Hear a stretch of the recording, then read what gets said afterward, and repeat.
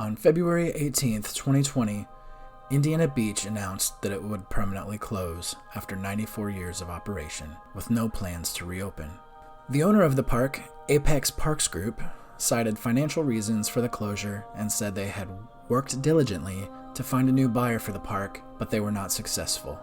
With this news, dozens of seasonal workers and the 27 full-time Indiana Beach employees were looking at not only losing their jobs, but also their entire park. In March of 2020, Apex Parks Group said that it was in discussions with potential buyers of the park and that it was possible that the park would be able to reopen this year. Because Indiana Beach generates a large part of the county's tourism revenue, the White County officials agreed to offer $3 million from the White County Wind Farm Economic Development Fund to the buyer after the sale of the park. Enter Gene Staples. Gene grew up in Melrose Park, Illinois, near a small vintage amusement park called Kittyland. Because of his fondness for this park that he grew up near, Gene refers to himself as a self-described amusement park junkie, and that he loves Americana and old amusement parks. He is a businessman out of Chicago, and he has saved Indiana Beach from destruction. For the park's opening after the COVID-19 closures, the Road to 100 Years project was announced, with this year's fundraising campaign being called Brick Pavers, with those proceeds going to park and campground improvements. For a fee, anybody can purchase a brick with their names on it that will be installed at the park. Also announced for an additional cost would be the VIP event, which would be the grand opening of the park with the new owner and the first opening of the park after the COVID-19 closures. This video will cover our experience at this VIP event.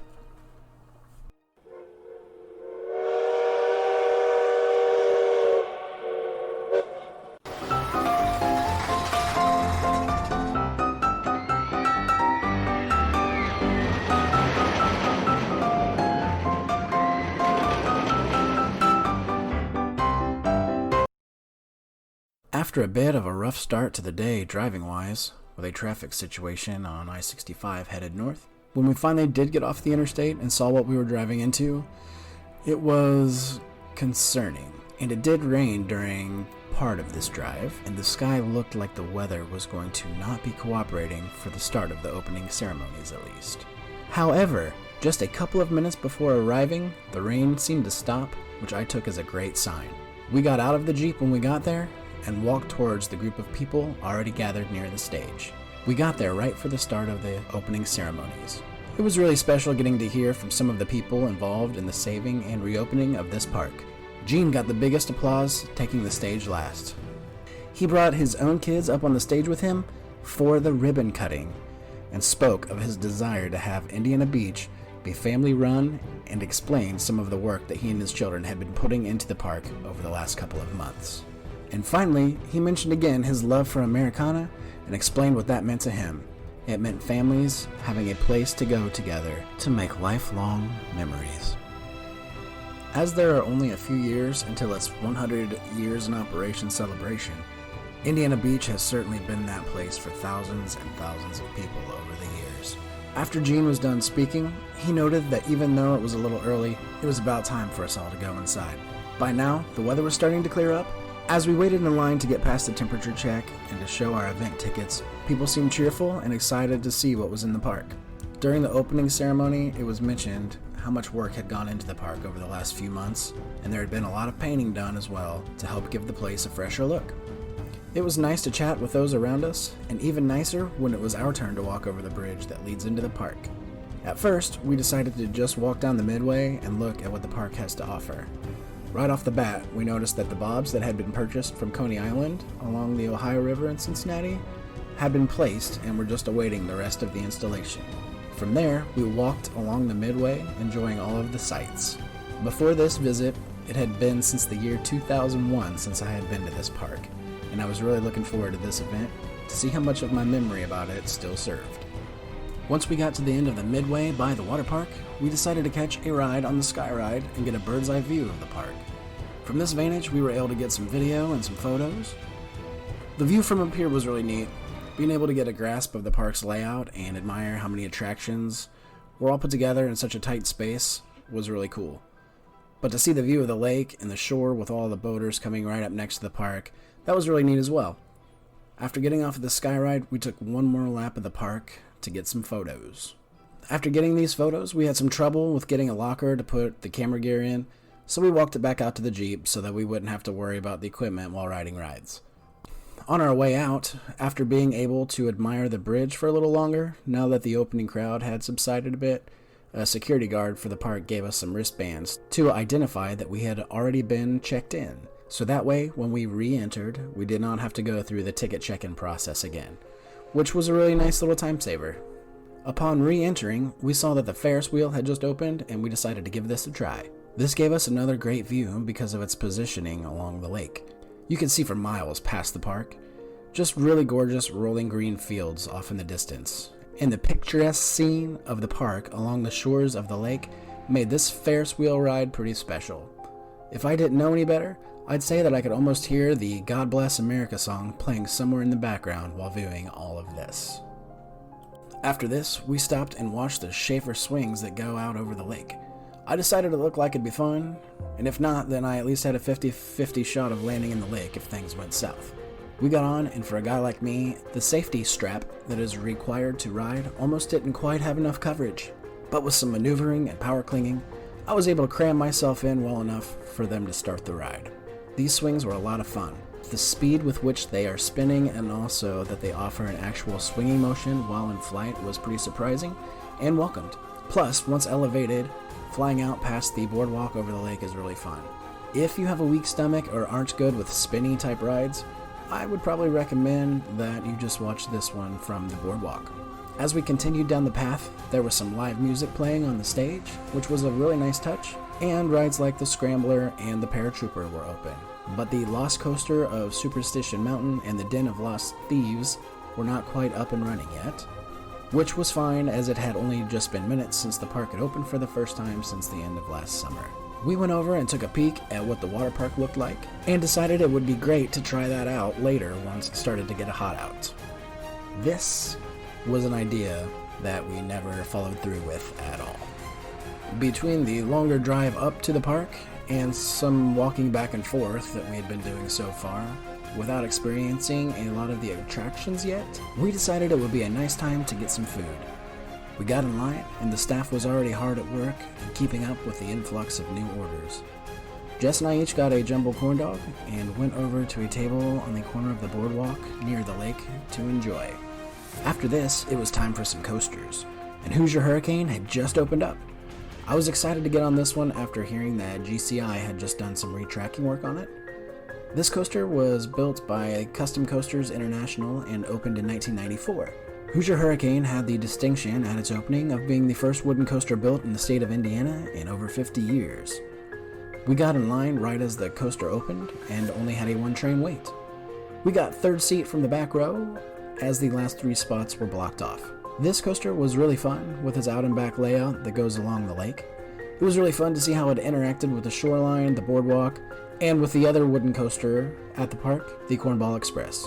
Hoosier Hurricane ran really smoothly and was one of my favorite rides of the day. Next up was Tiger, which is the only Schwarzkopf Jetstar model still operating in North America. When the train left the station, I was a little bit skeptical about how the rest of the ride would go, as I got a bit of a jolt on the first turn leading to the lift hill. After this, though, I was pleasantly surprised as the train went along the course through all of the twists and turns. This and the relaxed restraint system does call for a 54-inch height requirement, which is one of the most stringent at the park. But this is a fun and unique ride, so be sure not to miss it. After this, we ventured across the path towards the entry stairs of Cornball Express. This was one of the last coasters built by CCI and opened at the park in 2001. Cornball Express, as well as Hoosier Hurricane, operate with the trains designed by Philadelphia Toboggan Coasters and still operate using the buzz bar restraints, which this day and age is a rare and welcome thing, though seatbelts have also been added. What is really cool about this coaster is that after its twisted drop, how it interacts with the other rides around it. The Cornball Express leads over the track of the Hoosier Hurricane. It wraps around Tiger and also interacts with the park's log flume ride. The ride also features an airtime hill that soars over the lake. Going on such an adventure around many of the park's other great rides is a really fun experience. For best results, as with many of these Woodies with the PTC trains, I'd recommend getting at least one ride in the front row. After exiting Cornball Express, we hopped on the park's flying scooters ride, which here is called Air Crow. These scooters offer a fun ride as they are situated near the major coasters and also fly out over the lake. I'm not sure that these flying scooters are quite as good as the ones in southern Indiana at Holiday World, but definitely beat out the newer ones installed at Kings Island a few years ago, both parks being within a few hours' drive of Indiana Beach. After this, we took a bit of a break from the rides and enjoyed a drink, then popped into some of the shops to see what kind of souvenirs we could find. After doing a bit of shopping, we headed into Dr. Frankenstein's Haunted Castle. This is a fun themed walkthrough attraction featuring some jump scares, sound and air effects, along with animated figures. It was more fun than I thought it would be, and the very cool air conditioning inside was a welcome break from the heat and humidity of the day. We decided it was time to head back to catch a ride on Steel Hog, as this coaster had been installed at the park after my last visit here. On our way back to this, we decided to stop and catch a ride on the Falling Star first. This is one of the better flat rides at the park and offers some great moments of lateral airtime. Don't miss this one on the way to and from Steel Hog if you can help it. So after Falling Star, we made it to Steel Hog finally. What a unique coaster this is. This is the first El Loco model built by S&S and opened up at the park in July of 2008. It was originally supposed to have a 120-degree first drop. The plans ended up being simplified a bit, and the drop that you get now is 110 degrees, which, if you have never experienced a beyond vertical drop, it is definitely an experience that you gotta try. This ride runs very smoothly and has some really fun moments. My favorites being either that first drop or this crazy hanging inversion that the coaster does. This is also the only ride at the park that features any type of full inversion, so if you like going upside down, you definitely want to catch this one. I didn't feel that the restraints on this were uncomfortable, but the coaster definitely offered a unique and wild ride. From that first crazy drop to some outward bank turns, zooming through this compact layout is right up there with Cornball Express for me, and one of my favorite rides of the day. After Steel Hog, we headed for the main midway to check out the line for the Lost Coaster of Superstition Mountain. The line for this seemed to be longer and was moving slowly due to the slow loading times and the one-train operations, and the fact that the trains only seat 8 guests per cycle. I made the choice to catch the last ride of the day on the Schaefer Queen instead of waiting for this coaster, so I didn't get to go on it this trip. But only living an hour and a half away from the park, I hope to get back up there to ride it with my kids sometime soon. Our ride on the top deck of the historic Schaefer Queen was nice and relaxing. It offered some great views of the park, as well as a closer look at some of the properties on the lake. This vessel took over for the original Schaefer Queen, which was retired in 1972. This is Indiana's largest regularly scheduled paddle wheeler, and we definitely enjoyed our half-hour trip. As we headed towards the exit, after our ride on the Schaefer Queen, it was hard not to think about all of the things that were seen throughout the day. I know that Indiana Beach isn't the greatest theme park in the world, but it offers something a lot of the larger parks don't, and that is charm. Being able to come to a locally owned park like this and experience some of the local Indiana culture that is ingrained into the entire atmosphere and into some of the unique and quirky attractions at this park really make a visit here worthwhile. Gene's words that were spoken earlier in the day really started to resonate. Without the plan for purchasing and saving this park, all of these unique, intertwining roller coasters would be gone. The Schaefer Queen would be gone. More importantly though, there are memories yet to be made here that never would be made. Indiana Beach has been in operation for nearly 100 years. It has seen rides come and go. It has seen famous music acts from Sonny and Cher to the Beach Boys. Each visit here from over the years has created a story and provided cherished memories to all who have visited. I wish Indiana Beach the very best of luck and many years of success in its future. And I would recommend to all of you who have never been here, or to those of you who have not visited since earlier years, to come and see the exciting things that new ownership and new attitude has brought to this nostalgic and wonderful little park in Monticello, Indiana. A place where families can come and make lifelong memories together.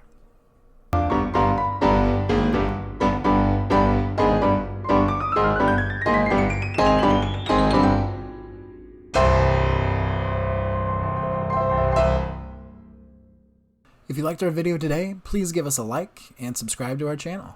Also, find us on social media. Thanks for watching.